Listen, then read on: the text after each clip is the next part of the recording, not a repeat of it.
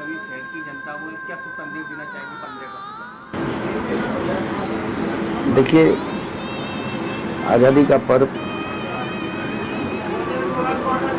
हमारे देशवासियों द्वारा मनाया जा रहा है और इस अवसर पर हमको आज़ादी बरकरार रखने हेतु सच्चे दिल से और ईमानदारी के साथ अपने अपने स्तर पर कार्य करना चाहिए। चाहे डॉक्टर है तो उसको मेडिकल के क्षेत्र में, अधिवक्ता है तो न्याय के क्षेत्र में, टीचर है तो शिक्षा के क्षेत्र में, और किसान है तो किसान के क्षेत्र में। इस प्रकार सभी प्रकार के जो हैं, आज हर व्यक्ति को जो है अपने अपने उत्तरदायित्वों का निर्वाह करना चाहिए, तभी हमारा देश का लोकतंत्र खुशहाल बनेगा, देश की एकता अखंडता कायम बनी रहेगी। इसीलिए आज मैं सभी से कहना चाहूँगा कि हम इस स्वतंत्रता दिवस के पर्व पर संकल्प लें कि हमें ईमानदारी से देश सेवा करनी है, मानव सेवा करनी है और बिना किसी भेदभाव के हमें जो है अपना व्यवहार करना है। इसीलिए सभी से अपील है कि हम सभी सदाचार कायम रखते हुए एक दूसरे के साथ भाईचारा कायम रखें। गांव के लोगों से भी पूछिए कि 302 का मतलब क्या होता है तो वे झट से बता देंगे कि हत्या का केस बनता है। हालांकि अब ऐसा नहीं होगा। जी हां, 302 और 420 जैसे चर्चित कानूनों के कोड बदलने वाले हैं। मोदी सरकार 3 नए बिल लेकर आई है जिसमें कानूनों को नए रूप में नए नंबर के साथ जगह दी गई। उदाहरण के लिए इसे आप किताब समझ लीजिए जिसके पन्ने अब कुछ आगे पीछे हो गए हैं। सरकार का कहना है कि मौजूदा समय में अहमियत के हिसाब से ऐसा किया गया है। गृह मंत्री अमित शाह ने भारतीय न्याय संहिता बिल, भारतीय नागरिक सुरक्षा संहिता बिल 2023 और भारतीय साक्ष्य अधिनियम बिल पेश किया है। इसमें आईपीसी और सीआरपीसी की कई धाराओं को बदलने का प्रस्ताव रखा गया है। इस बिल में आपराधिक दंड संहिता में आमूलचूल परिवर्तन होगा। अब आईपीसी को भारतीय न्याय संहिता कहा जाएगा। इसके अलावा धारा 420, 302 और 144 जैसी धाराओं को भी बदला जाएगा। भारतीय न्याय संहिता लागू होने के बाद कौन सी धाराओं को बदल दिया जाएगा, आइए बताते हैं। भारतीय नागरिक सुरक्षा संहिता सीआरपीसी को रिप्लेस करेगी। इसमें अब 533 धाराएं रहेंगी। 160 धाराओं को बदल दिया गया है, 9 नई धाराएं जोड़ी गई हैं और 9 धाराओं को निरस्त किया गया है। भारतीय न्याय संहिता आईपीसी को रिप्लेस करेगी।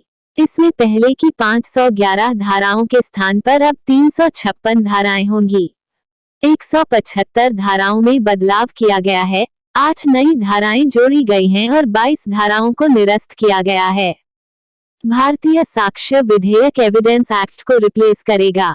इसमें पहले की 167 के स्थान पर अब 170 धाराएं होंगी। 30 धाराओं में बदलाव किया गया है, 1 नई धारा जोड़ी गई है और 5 धाराएं निरस्त की गई हैं। केंद्रीय गृह मंत्री अमित शाह ने कहा कि ये तीनों पुराने कानून गुलामी की निशानियों से भरे हुए थे। इन्हें ब्रिटेन की संसद ने पारित किया था। कुल 475 जगह गुलामी की इन निशानियों को समाप्त कर हम नए कानून लेकर आए हैं। कानून में दस्तावेजों की परिभाषा का विस्तार कर इलेक्ट्रॉनिक या digital records, email, server logs, computer, smartphone, laptops, SMS, website, locational साक्ष्य, डिवाइस पर उपलब्ध मेल, मैसेजेस को कानूनी वैधता दी गई है। से केस डायरी से चार्जशीट और चार्जशीट से जजमेंट तक की सारी प्रक्रिया को डिजिटलाइज करने का प्रावधान इस कानून में किया गया है, जिसके चलते हुए आगरा दीवानी के वरिष्ठ अधिवक्ता रमाशंकर राजपूत ने आईपीएस की धाराओं में फेरबदल और सरकार की नीति और नियति के बारे में विस्तार पूर्वक बताया।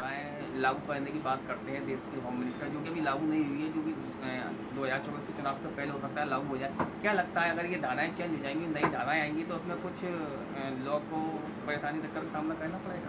देखिए, ये भारतीय साक्ष्य अधिनियम बना रहे हैं, भारतीय नागरिक सुरक्षा अधिनियम बना रहे हैं, भारतीय न्याय प्रक्रिया संहिता बना रहे हैं।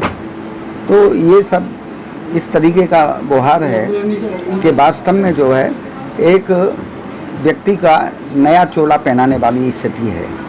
जो पुराने हमारे अधिनियम थे, आईपीसी जो है, सीआरपीसी है, एविडेंस एक्ट है, वो अपने आप में जो है आज करीब 100-150 साल पुरानी ये न्याय व्यवस्था चली आ रही है। अगर इसमें परिवर्तन किया जाता है तो आम जनता को, न्यायपालिका को, न्याय के अधिकारियों को काफ़ी कुछ समय जो है न्याय देने की प्रक्रिया में करना पड़ेगा। ये सब तुष्टीकरण की राजनीति है और मेरे ख्याल से इनकी कोई ज़रूरत भी नहीं थी। और अभी तक जो इन्होंने जो व्यवस्था थी इसमें कुछ कमियां थी, कुछ इसमें बढ़ोतरी थी।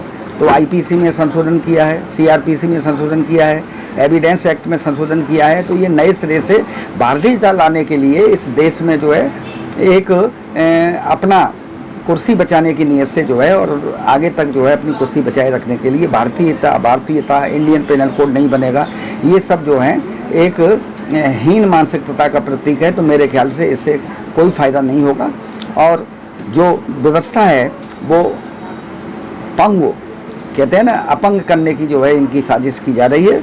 इसलिए जो पहले की व्यवस्था है वो अपनी जगह सही थी और उसमें संशोधन किए हैं इन्होंने समय समय पर, चाहे कांग्रेस की सरकार रही हो, चाहे जनता दल की सरकार रही हो, चाहे इनकी सरकार रही हो, समय समय पर जो है इन्होंने जो है संशोधन किए गए हैं। इनका कहना ये है, ये जो चली आ रही हैं ये सब अंग्रेजों के जमाने के सब लॉ वगैरह हैं। तो हम चाहते हैं कि देश आज़ाद हो चुका है, आज़ाद देश के अंदर ये सभी जो अंग्रेजों की चीज़ें उन सबको हटाया जाए और एक नया कानून पास। देखिए ये बिल्कुल थोथी बातें हैं, क्योंकि जो न्याय व्यवस्था है उस समय भी तो नागरिक यहीं के थे। जो विधि व्यवस्था बनाई गई थी यहीं के नागरिकों के लिए तो बनाई गई थी। यहाँ इंग्लैंड में थोड़ी सज़ा सुनाई जा रही है या यहाँ का जज जो है इंग्लैंड में या अमेरिका में थोड़ी कोई सज़ा सुनाएगा। ये जो विधि व्यवस्था थी यहाँ के नागरिकों के लिए थी। ये जो इस तरह की जो बात कही जा रही है कि हम नया कानून बनाएंगे, नया कानून की कोई बात नहीं आ रही है। इसमें जो है नाम बदल देने से जो है कोई फ़र्क नहीं पड़ता है और वही धाराएँ हैं, वही सब चीज़ें हैं। कुछ धाराएं कम कर दी हैं तो वो अपनी वाहवाही लेना चाहते हैं और 2024 का जो इलेक्शन आ रहा है उसके लिए एक ये षड्यंत्र किया जा रहा है।